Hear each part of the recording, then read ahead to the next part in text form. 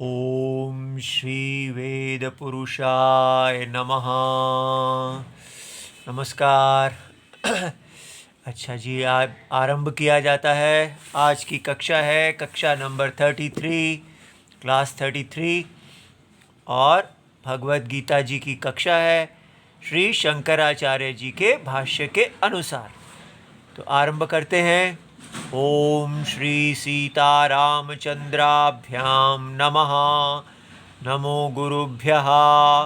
अथ काल देवताः श्री संवत 2080 माघ कृष्ण पक्षः एकादशी मूल नक्षत्रम उत्तरायणम शिशिर ऋतुः।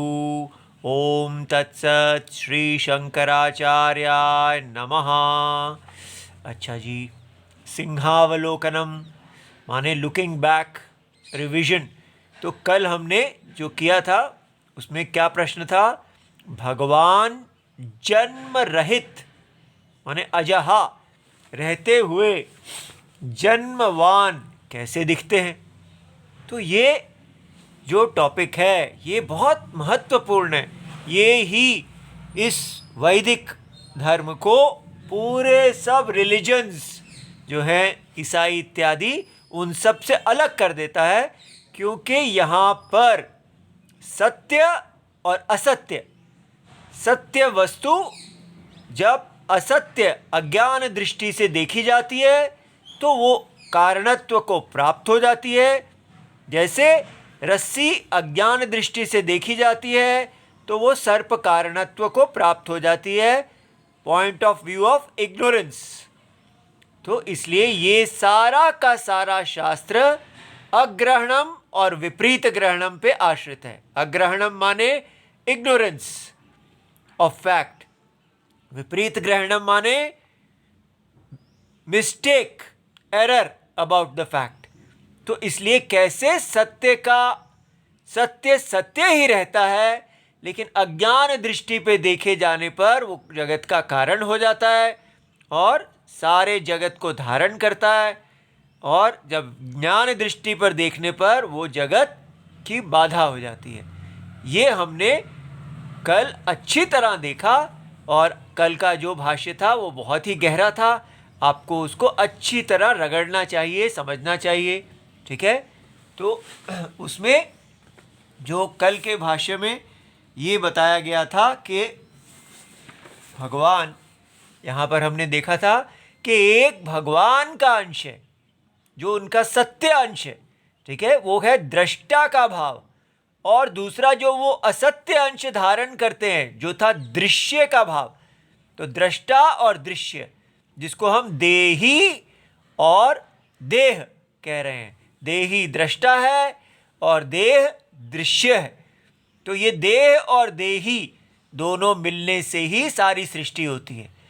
तो इसलिए कैसे दृष्टा देही देह को धारण करने पर भी सदा सत्य ही रहते हैं, पर ब्रह्म ही रहते हैं, और पर ब्रह्म जो है, परम सत्य जो है, वो ही जीव ईश्वर भेद को धारण करते हैं।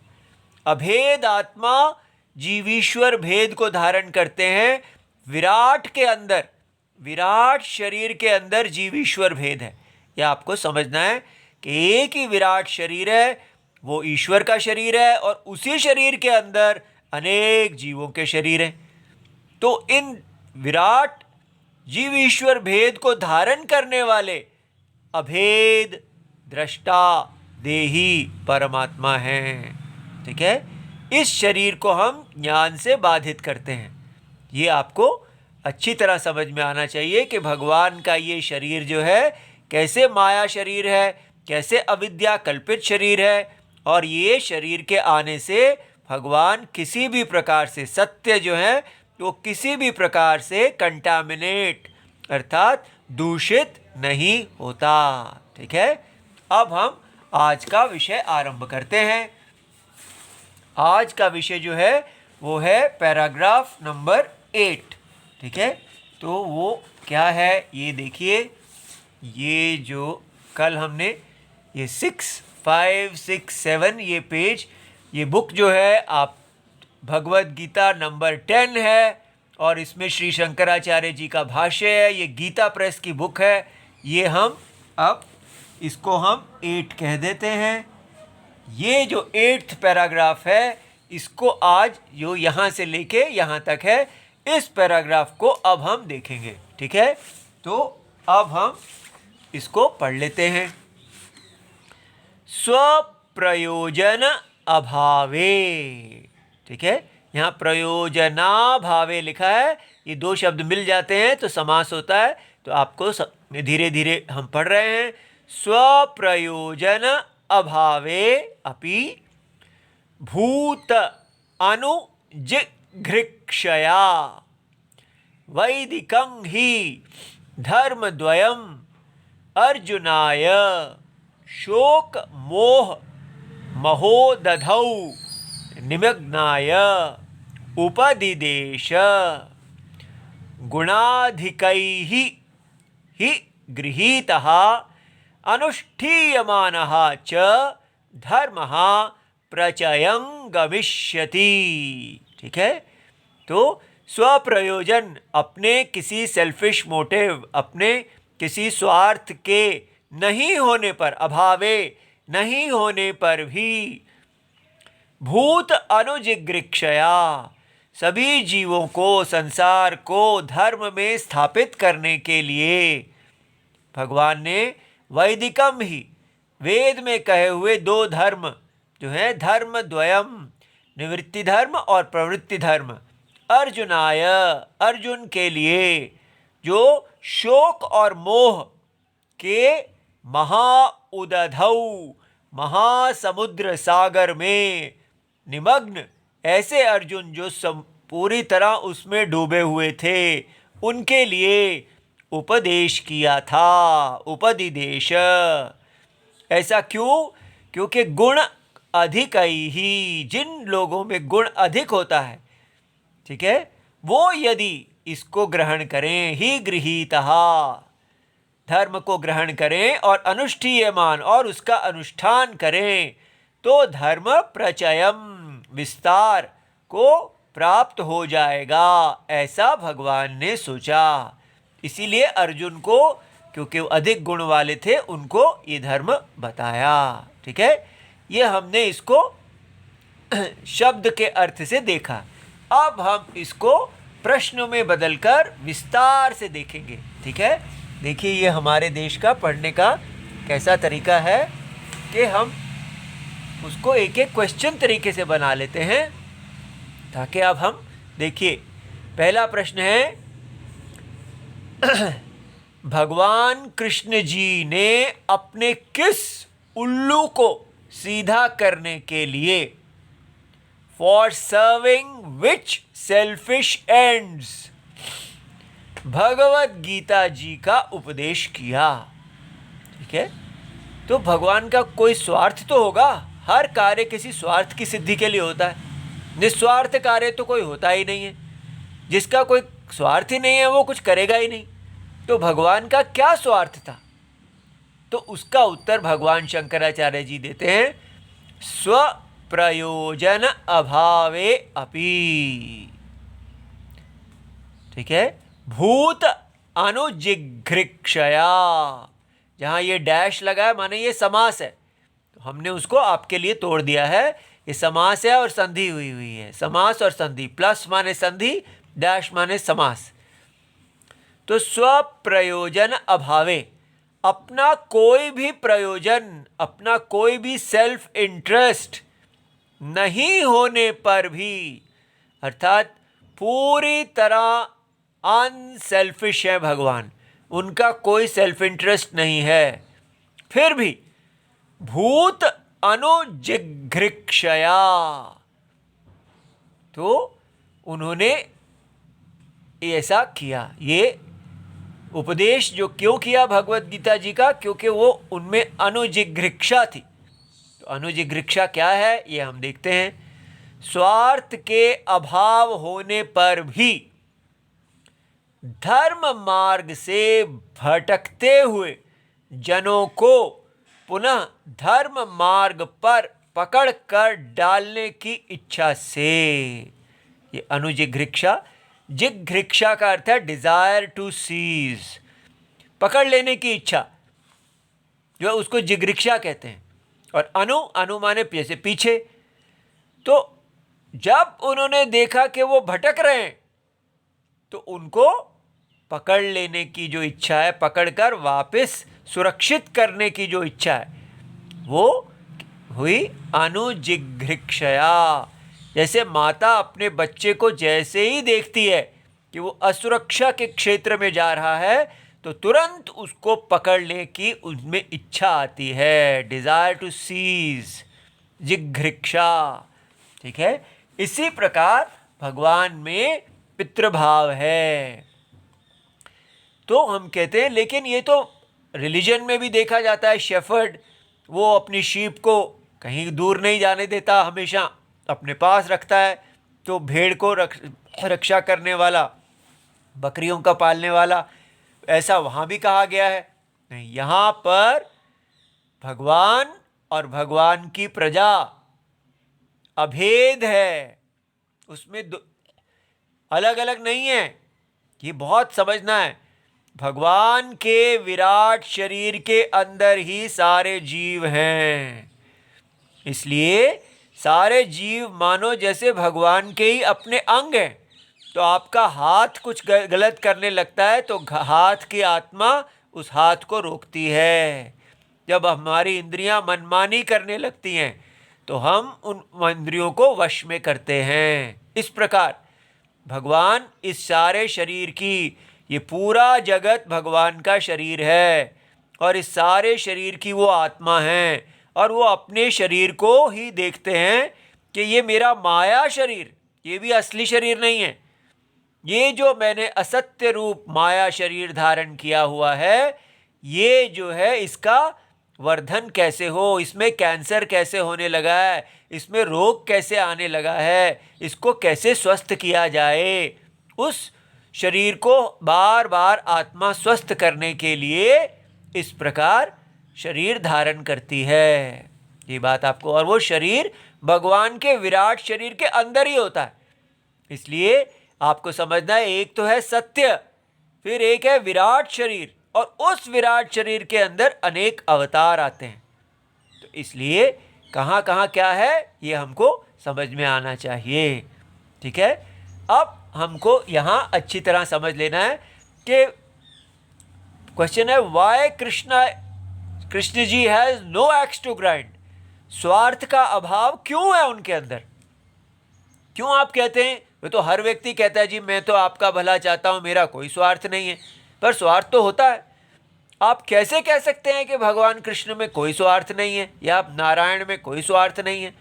क्योंकि स्वार्थ तभी होगा अगर उनको कुछ प्राप्त करना हो।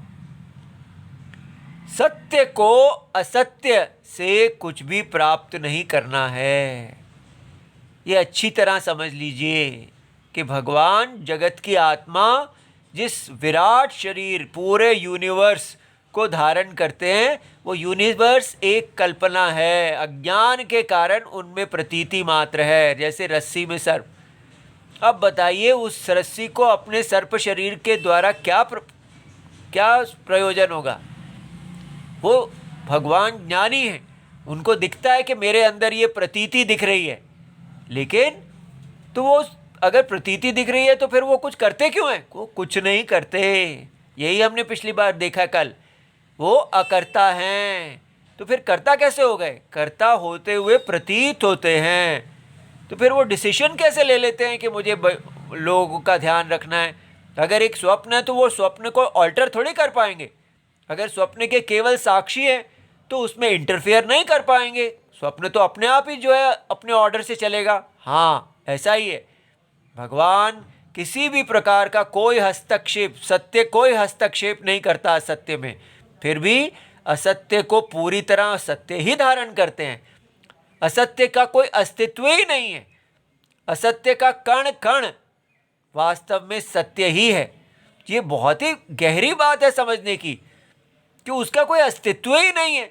तो इसका मतलब जो कुछ भी उसमें हो रहा है वो केवल सत्य ही है। इसलिए सत्य होता हुआ भी नहीं है, क्योंकि सत्य असत्य को कोई असत्य का परिभाषा क्या है? जो है ही नहीं, वो असत्य है। और सत्य क्या है? जो सदा है। तो सर्प तो है, सर्प प्रतीति तो है ही नहीं, और रज्जु है। तो सर्प और रस्सी जब मिल जाते हैं तो एक सृष्टि हो जाती है। उसमें रस्सी असंग रहते हैं। रस्सी हमेशा सर्प के अंदर रहती है, लेकिन फिर भी सर्प को स्पर्श नहीं करती। सर्प का विष, सर्प की पूंछ इत्यादि सब कुछ रस्सी है, फिर भी नहीं है। ऐसे समझना है, इसीलिए मोक्ष संभव है। ठीक है। तो भगवान इस सारे स्वप्न के अंदर जिसको उन्होंने धारण किया हुआ है, उस स्वप्न की रक्षा करते हुए दिखते हैं, अनुग्रह करते हुए दिखते हैं, लेकिन वास्तव में असंग रहते हैं। ठीक है, ये अच्छी तरह समझ लेना है। तो अब यहाँ जो प्रश्न आता है, लोग कहते हैं कि ये हमारे ये जो हम आपका धर्म, आप वैदिक धर्म बता रहे हैं, इसके अंदर तो वर्ण आश्रम धर्म है आप कहते हैं, तो इससे तो दूसरा वाला अच्छे हैं, बौद्ध अच्छे हैं, ईसाई अच्छे हैं, मुसलमान अच्छे हैं, जहाँ पर कोई वर्ण आश्रम धर्म नहीं है, सब समानता है, तो हम वहाँ जाना चाहते हैं। तो ये आप अच्छी तरह समझ जाइए कि ये सनातन धर्म है। सनातन धर्म माने जैसे ग्रेविटी है, ग्रेविटी माने गुरुत्वाकर्षण, पृथ्वी का आकर्षण। आप पृथ्वी में कहीं पर भी चले जाएं, लेकिन ग्रेविटी को नहीं छोड़ सकते, वो वही आपके सिर पे मंडराती रहेगी, आप उसके अधीन रहेंगे ही रहेंगे। इसलिए ये मत सोचिए कि आप सनातन धर्म को छोड़ के कहीं जा सकते हैं। आप हिंदू से मुसलमान, मुसलमान से ईसाई इत्यादि जो भी दुकान खुली है उसमें आप जाके माल खरीद सकते हैं, लेकिन सनातन धर्म ग्रेविटी के समान सत्य धर्म है। सनातन माने सदा नूतन, जो सदा नूतन है, जो सदा है, वो सबके लिए है, ईसाइयों के लिए भी है। कैसे?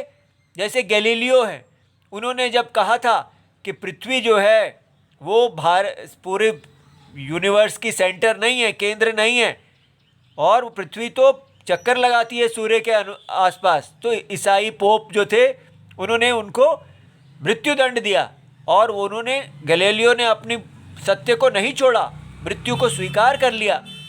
तो ईसाइयों के हिसाब से गैलीलियो नित्य हेल की आग में जलेंगे, लेकिन हमारे सनातन धर्म के अनुसार गैलीलियो को स्वर्ग प्राप्ति हुई होगी, और उसके बाद उन्होंने भारत भूमि में जन्म लिया होगा और मोक्ष शास्त्र को पाया होगा। और जितना हमें बचपन से गैलीलियो से प्यार है, हमें तो लगता है कि हम ही पूर्व जन्म में गैलीलियो थे। ठीक है, इसीलिए आज अगर आपको ये पढ़ाया जा रहा है हमारे द्वारा, उसका फल क्यों है? क्योंकि कहीं हमने गैलीलियो की तरह सत्य धर्म का रक्षा किया है। इसलिए सनातन धर्म को हम इतना हल्का ना लें। सनातन धर्म माने मुसलमान, हिंदू, ईसाई, कोई बौद्ध इत्यादि, कोई भी, चिड़िया, हाथी, बिल्ली, चूहा, कोई भी, सारा संसार सनातन धर्म के अधीन है, जैसे ग्रेविटी। इससे आप भाग नहीं सकते हैं। जो आपकी जिम्मेदारी बनती है, जो आपका यज्ञ आहुति है, वो आपको देनी होगी। अगर आप नहीं देते हैं तो यही धर्म, रक्षितः धर्मः रक्षति, अगर आप सनातन धर्म की रक्षा करेंगे तो ये आपकी रक्षा करेगा। हतः धर्मः हन्ति, और अगर आप इसको तोड़ेंगे तो ये आपको तोड़ेगा। जैसे ग्रेविटी है, आप ग्रेविटी के अनुसार चलेंगे तो आपकी रक्षा करेगी, आप उसके विरुद्ध जाएंगे तो आपकी तोड़ेगी। ना उसमें कोई आपके प्रति राग है ना द्वेष है। धर्म कांटा, तराजू जो है वो सबके लिए समान है। इसलिए आप कहते हैं कि इस धर्म में कोई समानता नहीं है। समानता है, वर्णाश्रम धर्म बिल्कुल समान है सबके लिए। इसलिए ये सोचना कि SC, ST, OBC इत्यादि हिंदू नहीं है, हिंदू ना हो लेकिन सनातन धर्मी हैं। हिंदू को चाहे आप एक रिलीजन माने, ठीक है, लेकिन सब के सब प्राणी सनातन धर्म के अधीन आते हैं और भगवत गीता सनातन धर्म पढ़ा रही है, वेदोक्त, ना कि कोई हिंदू धर्म किसी रिलीजन का पढ़ा रही है। इसलिए मेरा बेटा अपनी आंखें खोल लीजिए और वेद के प्रति अश्रद्धा, सनातन धर्म के प्रति अश्रद्धा करके अपना ही विनाश ना करें। ये ऐसा है जैसे आप अपनी आंखों को ही अश्रद्धा कर लें। ठीक है, तो अब आपको समझ में आ गया कि जो हम यहाँ पढ़ रहे हैं वो परम भाग्य है, वो एक ऐसी व्यवस्था है जिसके अधीन हम हैं सब, और उससे हम अपना कन्वर्शन नहीं कर सकते। वो पॉलिटिक्स का विषय नहीं है। लेकिन फिर भी आपको लगता है ये सब बातें हैं, आपको पॉलिटिक्स ही करना है, आपको यही चाहिए कि मेरे को रिजर्वेशन मिल जाए, वो मिल जाए, ये छोटी छोटी पॉलिटिक्स में ही जाना है, तो आपकी इच्छा है, आप जो चाहे कर सकते हैं। इस भगवत गीता में भी जब सारा उपदेश हो जाएगा तो भगवान कृष्ण अर्जुन से कहेंगे, यथा इच्छसी तथा कुरु, जैसी आपकी इच्छा है वैसा कीजिए। अब हम आपको बाध्य नहीं करते। यदि आपको नहीं मारना पांडवों को, कौरवों को, अपने भाइयों को, तो ना मारिए। आपको अगर ठीक लगता है तो कीजिए, नहीं लगता तो जाइए। लेकिन आपसे हमने आपके ऊपर आश्रित नहीं है। ये सनातन धर्म को डराने की कोशिश मत करो। हिंदू रिलीजन को डराया जा सकता है कि हम उधर भाग जाएंगे, इधर भाग जाएंगे, लेकिन सनातन धर्म को नहीं डराया जा सकता। और ये जो हम कहते हैं कि एक शंभूक का वध किया राम जी ने, बिना पढ़े, वहाँ शास्त्र में पढ़ते भी नहीं कि क्या हुआ अच्छी तरह, लेकिन ये तो देखिए कि कैसे महाभारत में राम भगवान ने अवतार लेके करोड़ों क्षत्रियों को मारा जो धर्म के विरुद्ध थे। बौद्ध अवतार में उन्होंने कितने ब्राह्मणों को बौद्ध धर्म में भेज दिया, वो धर्म जो वेद के विरुद्ध है, जो वेद आत्मा की सत्यता को मानता ही नहीं। तो क्योंकि ये ब्राह्मण जो थे ये योग्य नहीं थे, धर्म को खराब कर रहे थे, तो आप श्रीमद् भागवत पुराण में देख सकते हैं कि बौद्ध अवतार जो है वो इस प्रकार उसने धर्म की रक्षा की कि एक ऐसे मत को प्रतिपादित किया जो वेद के विरुद्ध था। इसलिए भगवान के तरीके अनेक हैं। जो जगत में सत्यता जो का एक व्यवस्था है, उस व्यवस्था पे अपना पूरा आदर करते हुए व्यक्ति अपने स्थान में अपना धर्म का पालन करे, दूसरे करें या ना करें, उससे हमें कोई फर्क नहीं पड़ता। ये सीधा हमें राम जी से जोड़ता है, धर्म से जोड़ता है। इसलिए सावधान रहें इसके बारे में, ना तो स्वयं गुमराह हो और ना दूसरों को गुमराह करें। ठीक है, अच्छा जी, चलो ये अब हो गया। तो प्रयोजन का समझ में आ गया कि ये सबसे निर्मल व्यवस्था, सबसे समान, सबके लिए समान व्यवस्था यही है। और बाकी जगह प्रयोजन है, बाकी जगह हर जगह यही है कि गॉड स्वयं चाहते हैं कि मेरा किंगडम फैलाया जाए, और अपने किंगडम को फैलाने के लिए वो अपने बंदों को कहते हैं कि आप जो मारो काटो, दूसरों को काटो, अधर्म सिखाते हैं। इसलिए आप जो कहते हैं कि वहाँ तो पूरा कोई भी समानता है, समानता है, क्या समानता है वहाँ पर? क्या आपको ये समानता है कि आप एक किसी विश्वास मात्र गॉड का किंगडम फैलाएं और आपको जन्म मरणोपरांत एक काल्पनिक हेवन मिलेगा? क्या है वहाँ? या आप किसी ऐसे में जाना चाहते हैं जो कहता है कि कोई आत्मा ही नहीं है? किसी बौद्ध में चले जाएं, कहीं चले जाएं, पहले ये तो देखें कि क्या सिद्धांत है वहाँ का। इसलिए ये जो पिटाई करने का, वैदिक धर्म की डंडा लगाने की आदत बन गई है भारत में, ये हमारे विरुद्ध है। अब हम इससे बाहर आ जाएं। अच्छा जी, तो प्रसंग वशात इतना विस्तार करना पड़ा। अब आगे चलते हैं। आगे प्रश्न आया कि वैदिक धर्म भगवत गीता जी में क्या पढ़ाया गया है? तो उत्तर है वैदिकम ही धर्म द्वयम। अब ध्यान से देख लीजिए, भगवान कह रहे हैं कि भगवत गीता वेद में प्रकाशित दो धर्म, प्रवृत्ति लक्षण और निवृत्ति लक्षण धर्म। कौन से हैं निवृत्ति लक्षण धर्म?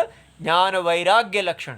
अर्थात तत्व को समझना और धीरे धीरे प्रवृत्ति लक्षण को छोड़ देना। प्रवृत्ति लक्षण क्या है? एक्शन, कर्म। आप अपने अपना यज्ञ में आपकी आहुति है, उस आहुति के अनुसार आप आहुति डालते हैं, और यहाँ पर आहुति डालते डालते आप इतने पवित्र हो जाते हैं कि आपको अब मन जो है वो केवल तत्व अंतर्मुखी हो जाता है, अंतर्प्रीत ऐसी हो, और आप में वैराग्य आ जाता है और आप ज्ञान परायण हो जाते हैं। ठीक है, तो ये कनेक्टेड है दोनों, सीधा इसमें जाने की कोशिश करना ठीक नहीं है। ठीक है, उसके बाद क्या है? इन दो धर्मों का उपदेश किसके लिए किया? अर्जुनाय शोक मोह महो दधौ निमग्नाय उपदिदेश। ठीक है, तो ये उपदेश अर्जुन के लिए उपदेश किया। क्यों किया? क्योंकि अर्जुन शोक और मोह के महासागर में डूबे हुए थे। ठीक है, अब हम देखते हैं कि ये शोक और मोह क्या हैं। ये बहुत ही इंपॉर्टेंट टॉपिक है, ध्यान से सुनिए। शोक और मोह संसार के बीजभूत हैं। ठीक है, अरे ये तो शोक हम सोचते थे एक तरह डिप्रेशन, और मोह माने चार्म्ड, कोई व्यक्ति किसी से चार्म हो गया, उस पर जादू आ गया है किसी चीज़ का, तो मोहित हो गया है। तो आप कह रहे हैं ये संसार के बीजभूत हैं, माने पूरा संसार इसी बीज के कारण चल रहा है, इसी में से संसार बाहर निकलता है। वो कैसे? आप देखिए, मोह, मोह क्या है? अपने प्रियो में भ्रांति प्रत्यय, इनकरेक्ट आइडिया जो हमारे अंदर है, अज्ञान है प्रियो सज्जनों के बारे में। क्या? अहम एशाम मम एते, मैं इनका हूँ, ये मेरे हैं। अरे ये तो बहुत अच्छी बात है। नहीं, ये अच्छी बात नहीं है। क्यों? क्योंकि ये जो इस प्रत्यय के कारण होने वाला स्नेह, अटैचमेंट, मोह है। अरे तो आप हमको स्नेह नहीं होने देंगे? हाँ, ये लगता है कि ये स्नेह, अफेक्शन बहुत अच्छी चीज़ है, लेकिन ये स्नेह आपको बांध देता है। और क्या होता है? जब शोक, इस स्नेह के टूटने पर होने वाला दुख शोक में बदल जाता है। ठीक है, डिप्रेशन में बदल जाता है। तो फिर ये दोनों ही धर्म के विवेक विज्ञान को दबाकर अधर्म का कारण बन जाते हैं। जब हमारा मन शोक में चला जाता है तो हम उस शोक की अवस्था में अपने धर्म का निश्चय नहीं कर पाते और अपने धर्म के विरुद्ध कार्य करते हैं। उस धर्म के विरुद्ध कार्य करने से हमें पाप की प्राप्ति होती है, और जब हम धर्म करते भी हैं तो इसीलिए करते हैं कि हमें स्नेह, कि हम अपने प्रियों के साथ रहना चाहते हैं। धर्म के लिए धर्म नहीं करते, अपने मोह की पूर्ति के लिए धर्म करते हैं। उसके कारण हमारे मन की शुद्धि नहीं होती और हम संसार के चक्र में ही घूमते रहते हैं। इसलिए धर्म वो शुद्ध है जो बिना मोह के किया जाए। इसलिए भगवत गीता हमारे मोह को दूर करेगी, हमें बताएगी कि ये शोक और मोह जो है कैसे दूर करने हैं। और अर्जुन जो थे उनको यही मोह था कि वो अपने सज्जनों से, अपने घर वालों से प्यार करते थे। अब उनके सामने जब वो आ गए तो वो कहने लगे हम इनको नहीं मारेंगे, इसलिए धर्म से गिर गए। तो भगवान ने जब ऐसा देखा तो और अर्जुन बहुत गहरा सोचने वाले थे, तो उनको भगवत गीता का सत्य का, विराट का उपदेश किया, जिससे अर्जुन को समझ में आ गया कि ये जो धर्म है ये सनातन है, और ये आना जाना, ये स्नेह इत्यादि, ये सब धर्म के विरुद्ध हैं। उनको त्याग के, मोह को त्याग के उन्होंने धर्म का अनुष्ठान किया। आगे भगवान ने ये उपदेश अर्जुन के लिए क्यों किया? तो कहा गुणाधिकैः ही गृहीता अनुष्ठीयमानः च धर्मः प्रचयं गमिष्यति। अर्जुन सभी पांडवों की तुलना में गुणों, अर्थात सत्य के गुण, जो भगवान के गुण हैं, उसमें अधिक थे। धर्म एक अधिक गुणों वाले व्यक्ति के द्वारा यदि ग्रहण किए जाए और फिर ग्रहण के बाद अनुष्ठान किया जाए तो विस्तार को प्राप्त होगा, ऐसा भगवान ने विचार किया। इसलिए पांडवों में भी उन्होंने अर्जुन को ही चुना। अर्जुन को सभी लोग हीरो कहते थे, और वो उन्होंने जब ये भगवत गीता को सुना तो और उसका पालन किया, तो हम कहते हैं अच्छा, अर्जुन ने किया और पालन किया तो हम भी करेंगे। इसलिए समझ में आ गया धर्म का प्रचार कैसे होता है, ग्रहण और अनुष्ठान से, ना कि निकल पड़ो और सबको प्रचार करते रहो। धर्म शोर मचाने से प्रचार नहीं होता, उसका पालन करने से धर्म की रक्षा होती है। ठीक है, अच्छा जी, अब हम जल्दी से देख लेते हैं कि हमने यहाँ पर क्या पढ़ा है।